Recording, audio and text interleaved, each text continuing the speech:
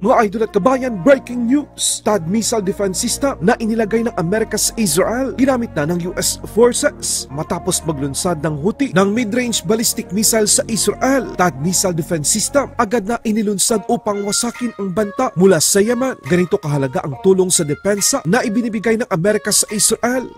Kaya tayong mga Pilipino, huwag magpadala sa mga panlilinlang ng China. Israel naglunsad ng ika-4 na opensiba laban sa mga Houthi sa Yemen. 100 eroplano ng Israel Air Force ang naghulog ng mga bomba at misa sa mga oil depot, port at mga power plant nito. Target ng Israel ang mga lider ng Houthi. Maging ang sentrong paliparan sa Yemen ay hindi nakaligtas sa Israel airstrike. Nagbanta si Prime Minister Netanyahu na sino man ang gustong saktan ang Israel, makakatikim sila ng malakas na gupit at ganti. ולפני שעה קלה חיל האוויר תקף מטרות של ארגון הטרור החותי בתימן, גם בקו החוף וגם בצנע. אנחנו נחושים לגדוע את זרוע הטרור הזה של ציר הרשע של איראן. אנחנו נתמיד בזה עד שנשלים את המלאכה. Houthi naglunsad ng ballistic missile sa Israel. US forces na nasa Israel ginamit na sa unang pagkakataon ang THAAD Air Defense Missile System upang supilin ang paparating na ballistic missile na inilunsad ng mga proxy ng Iran mula sa Yemen. Nitong Oktubre ng taong ito, idineploy ng Amerika ang THAAD Missile Defense System dahil sa banta ng Iran sa Israel. Ang Terminal High Altitude Area Defense System o THAAD na ginawa ng Lockheed Martin sa Amerika ay muling pinatunayan ang galing at husay ng nasabing sistema upang salagin ang mga banta mula sa kalaban. Ito na ang ikalawang pagkakataon na ginamit ang kapares na sistema upang pabagsakin ang mid-range ballistic missile ng Houthi. Taong 2022 nang ginamit ng US forces ang Terminal High Altitude Area Defense System upang wasakin ang mga ballistic missile na inilunsad ng Houthi sa Abu Dhabi, United Arab Emirates. Ganito kahalaga ang pagkakaroon ng malakas at maaasahan na kaalyado sa oras ng digmaan.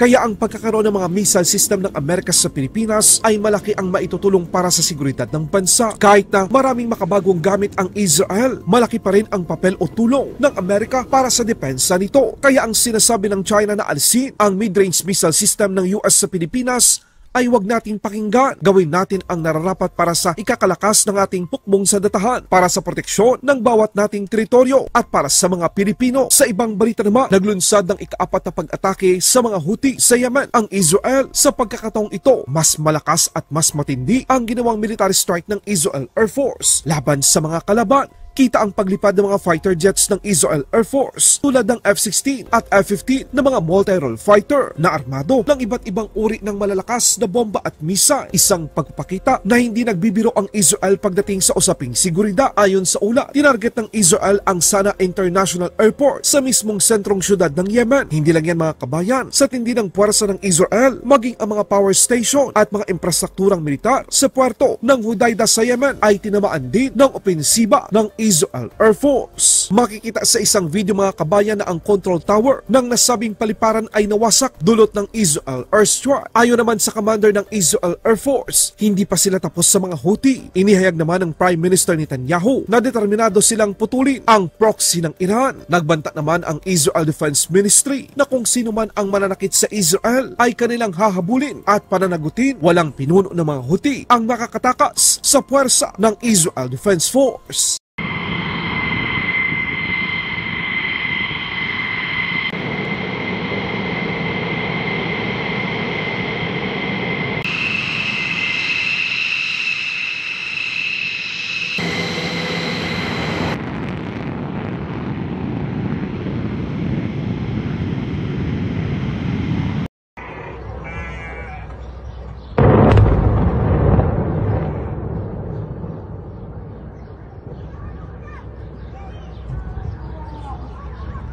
תקיפה רביעית בתימן, ועוד לא סיימנו, ואני רוצה להתחיל דווקא מהמאמץ ההגנתי שאנחנו עומדים בו לילה כבר מזה זמן, ולמעשה כל היממות האחרונות, מאמץ ראוי זה לא מספיק מול האויב שיש לנו כאן, והפתרון בסופו של דבר זה להגיע אליו.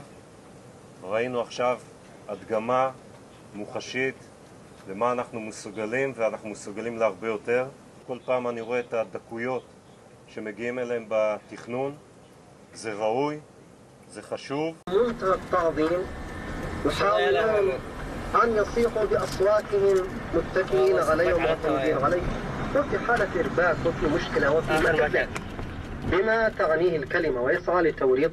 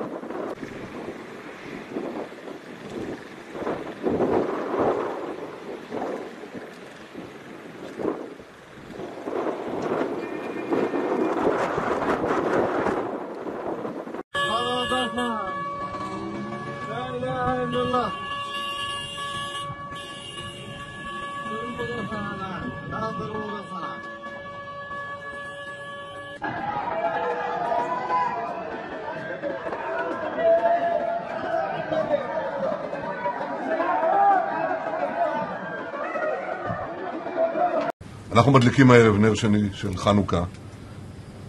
אנחנו נמצאים במלחמת התקומה, דור המכבים של ימינו, ולפני שעה קלה חיל האוויר תקף מטרות של ארגון הטרור החותי בתימן, גם בקו החוף וגם בצנע.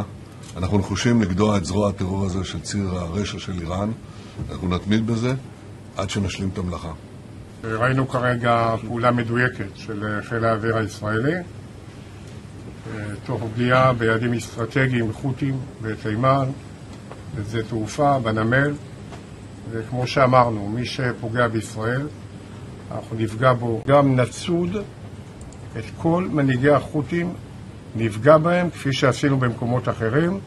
אף אחד לא יוכל להתחמק מידה ארוכה של ישראל, נפגע בהם על מנת להסיר איומים על מדינת ישראל.